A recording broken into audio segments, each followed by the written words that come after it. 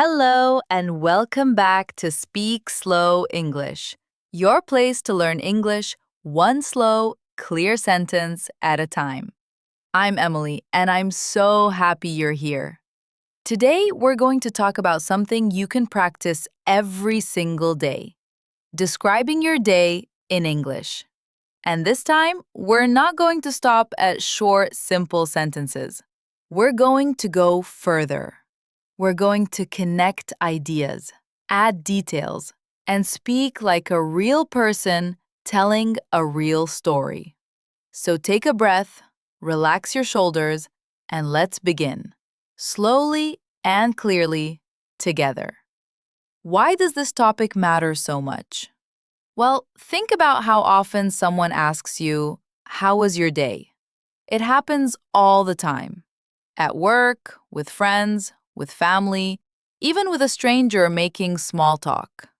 And most English learners answer with something very short, like, "It was good," or "It was busy." That's okay for a beginning. But if you want to sound more natural, more confident, and more like yourself, you need to be able to say more. You need to connect your ideas. You need to say not just what happened, but how you felt about it and why. That's what we're practicing today. Let's start with some key vocabulary. These are words and expressions that will help you build longer, richer sentences about your day. The first expression is to get up. This means to leave your bed in the morning. For example, I got up early today because I had a lot of work to do. Notice how that sentence doesn't just say, "I got up." It adds a reason. That little word, because, is going to be your best friend today. The next word is exhausting. This means very, very tiring. Not just a little tired, completely tired, with no energy left. For example, my day was exhausting because I had 3 meetings back to back. Do you hear how one word, exhausting, carries so much feeling? It's much more expressive than just saying tired. Next, let's learn the phrase on top of that. This is a wonderful expression for adding more information, especially when things are piling up. For example, I missed the bus this morning, and on top of that, it started raining. On top of that means and also, but it sounds much more natural, and it shows that things are getting more difficult one after another. Now let's look at to unwind. This means to relax after a busy or stressful time. For example, after work, I like to unwind by listening to music. This is a lovely word for describing how you take care of yourself at the end of the day. Let's add one more phrase, all things considered. This means when you think about everything together. For example, the day was hard, but all things considered, it went better than I expected. This phrase is perfect for summarizing your feelings after describing several events. And finally, let's learn to look forward to. This means to feel happy and excited about something that will happen soon. For example, I'm tired now, but I'm looking forward to sleeping early tonight. This phrase helps you connect your day to the future, which makes your story feel complete. Now, let's practice some sentences. We'll start simple and slowly we'll make them longer and more connected. Listen carefully and repeat after me in the pauses. I woke up at 7.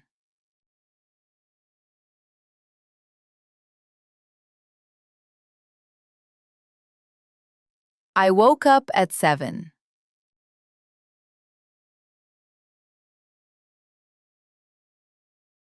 I woke up at 7 and I made coffee before checking my messages.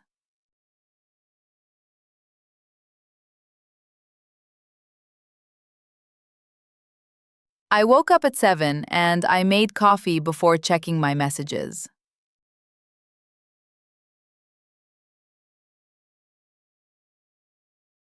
I woke up at 7 and I made coffee before checking my messages because I wanted a few quiet minutes before the day got busy.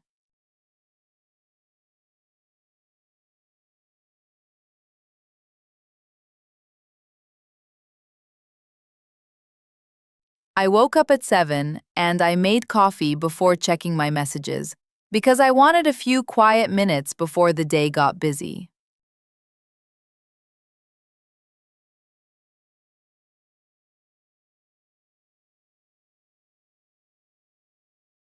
Do you notice what's happening?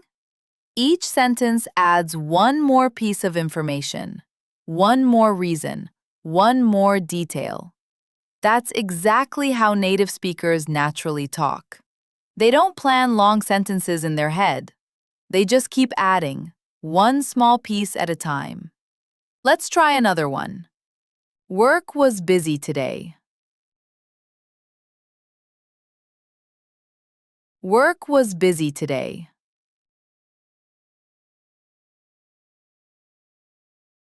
Work was busy today because we had a big project due.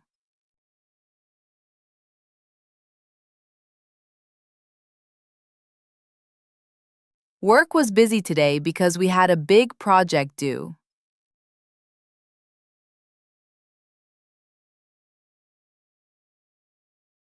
Work was busy today because we had a big project due. And on top of that, one of my coworkers was sick, so I had extra tasks to finish.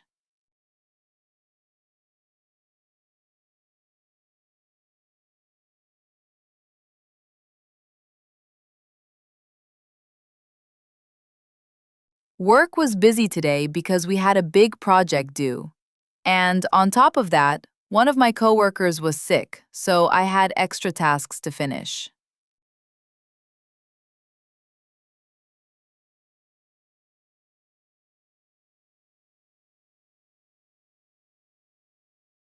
See how, on top of that, helped connect two separate problems into one smooth idea.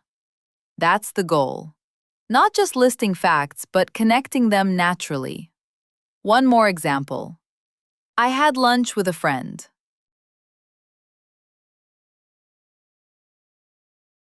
I had lunch with a friend. I had lunch with a friend and we talked for almost 2 hours.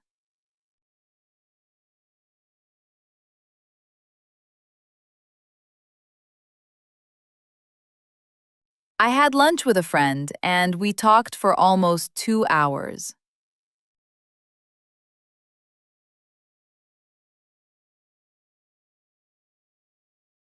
I had lunch with a friend and we talked for almost 2 hours, which was exactly what I needed after such a stressful morning.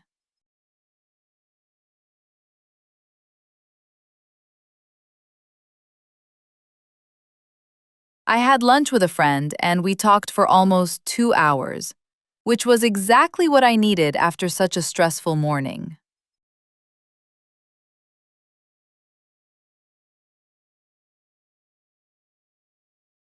Wonderful. Now, let's move into a guided story.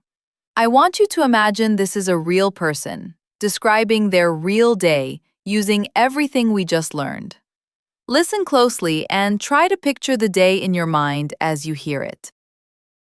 This morning, I woke up a little late because I forgot to set my alarm. I rushed to get ready, and on top of that, I couldn't find my keys anywhere. Eventually, I found them under a pile of papers on my desk, and I ran out the door. Traffic was heavier than usual, so I arrived at work a few minutes late. My boss didn't seem upset, though, which was a relief.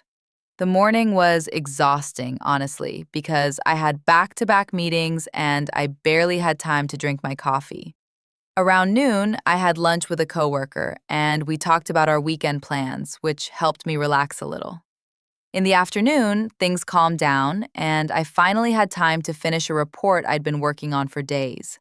By the time I left the office, I was tired but satisfied because I had completed everything on my list. On the way home, I stopped by the store to pick up some groceries, and on top of that, I called my sister to check in since we hadn't spoken in a while.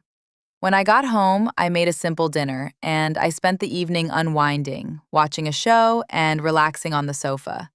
All things considered, it was a long day, but a good one. And now I'm looking forward to a quiet evening and a full night's sleep. Beautiful, isn't it? Notice how that story never felt like a list. It felt like a real person, talking naturally, connecting one idea to the next. Now it's your turn. I'm going to ask you some questions, and I want you to answer out loud, using full ideas, not just single words. Don't worry about being perfect. The goal is practice, not perfection. What time did you wake up today? Can you describe why you woke up at that time?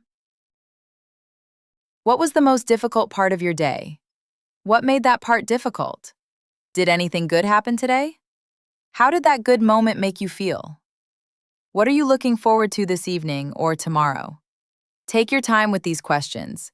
Say your answers slowly and try to connect your ideas with words like because and on top of that or which. Let's look at a few more natural examples from different situations so you can see how flexible these expressions are. Here's an example from a student's day. Classes were long today because we had an extra lecture. And on top of that, I have an assignment due tomorrow that I haven't started yet. Notice how naturally that connects two separate stresses into one flowing sentence. Here's an example from someone describing a parent's day. I spent most of the morning taking care of the kids, and by the afternoon, I was completely exhausted. Still, all things considered, it was a good day because we spent a lot of time together outside. And here's an example of a more relaxed day. Today was quiet. I didn't have much to do, so I spent the morning reading, and in the afternoon, I went for a walk, which helped me clear my mind. I'm looking forward to more calm days like this one. Do you see how the same vocabulary and structure work for busy days, tiring days, and calm days? That's the beauty of learning connecting words. They give you flexibility no matter what your day looks like. Now, before we finish, I want to remind you of something important. Learning to speak in longer, connected ideas takes time, and that's completely okay. You don't need to sound perfect today. You don't even need to sound perfect next month. Every time you practice, even quietly, even alone in your room, you're building a skill that will stay with you. Mistakes are not a sign of failure. They're proof that you're trying, and trying is exactly how fluency is built, one small step at a time. So be patient with yourself, the same way you'd be patient with a good friend who is learning something new. Thank you for spending time with me today here on Speak Slow English. I'm Emily, and I'm proud of the progress you're making. Keep listening, keep speaking, and keep believing in yourself. I'll see you in the next lesson.